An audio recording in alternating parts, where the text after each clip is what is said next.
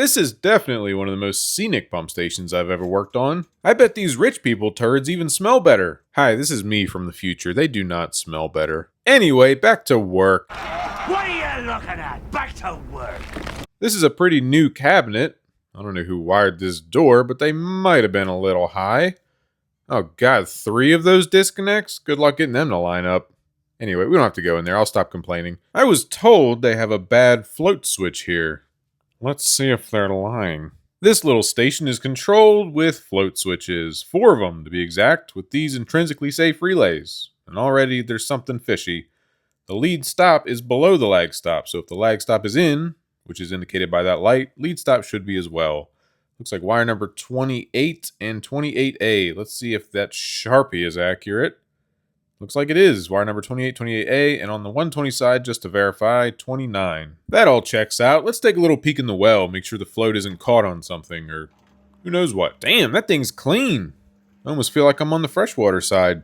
So we're trying to look at the bottom 2 floats, and I know it's hard to see, but both of those floats are floating. So they should be made. There's our 2 submersible pumps. Very nice. Let's pull this relay out and see what's really going on.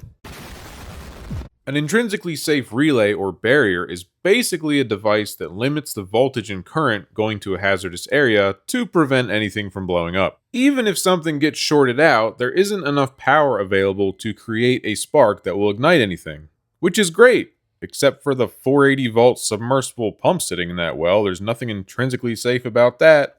And that's why I always feel kind of iffy about them. I think they're great and everyone should use them, but I think everything in the well should be intrinsically safe if you're going to use them. So I tested continuity on the float, it was working, checked power on the relay, had power, switched relays, and it worked. So it was definitely a bad relay, but I'm going to put the pumps in hand, pump it down, and make sure they also drop out, just in case one is stuck on for some reason.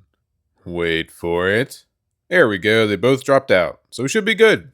Here's another version of that relay if anyone was interested. I would have put that in if I didn't have the exact replacement. But thankfully I did, so I didn't have to get crazy. Pumps are in auto. Close everything up. We're good to go. Now we just got to throw this faulty relay away so no one uses it. That takes care of that. Just kidding. That was a rock. I threw it on the ground. Calm down. Someone's going to step on that rock.